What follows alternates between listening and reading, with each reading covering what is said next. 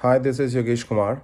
I'll be talking about what all the things I have learned during this term and what kind of leadership style I prefer and the reason I like to prefer the specific style and how that style helped me in last couple of months during one of my project.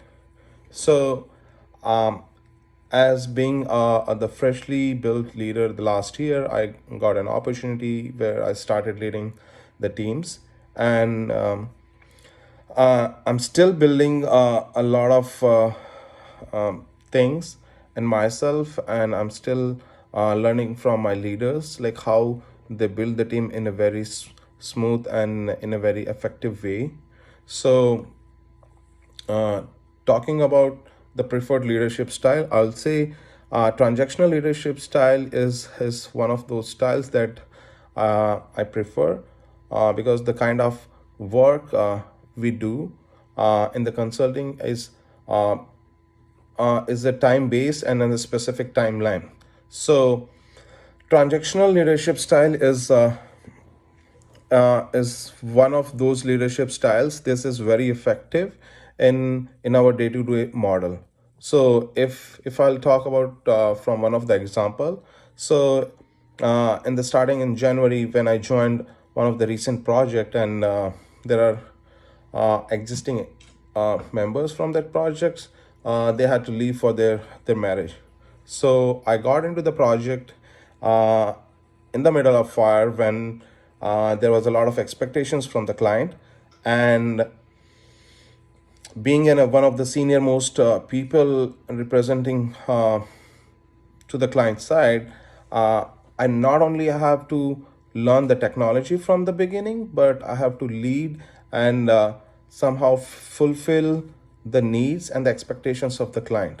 So one of the way that I was able to do that, and that I'm every weekly in my weekly logs, I'm putting like the way I have impressed the client and the management team and the leadership team as divide and conquer. So we divided the task based on the different domains and based on different functionalities, and I have given those specific tasks to the different team members so that we all work on different and will not cross our paths. So the way the transactional leadership skill helped me is dividing and setting an example. So I took an ownership of one of the domain.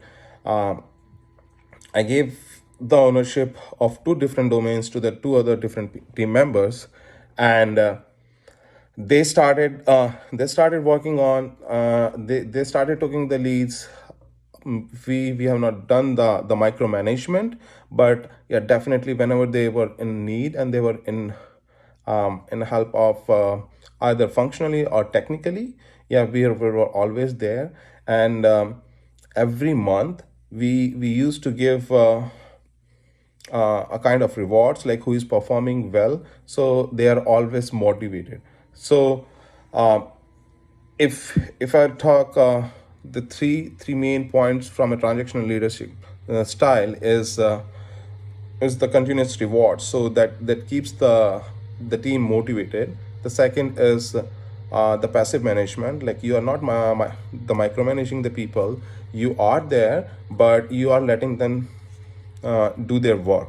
So, and side by side, you give them the support what they want when it is needed. And the third point is you are always active and focused on your goals. So you have a deadline, so you have to achieve that deadline uh, yeah, in 2 months. So we had uh, a cutoff of 4th of April, and we had to finish all the work and all the stories what we created, and we have to push the code in the production. So, considering the timeline into the mind, we were able to achieve and perform all the tasks uh, on a very time manner.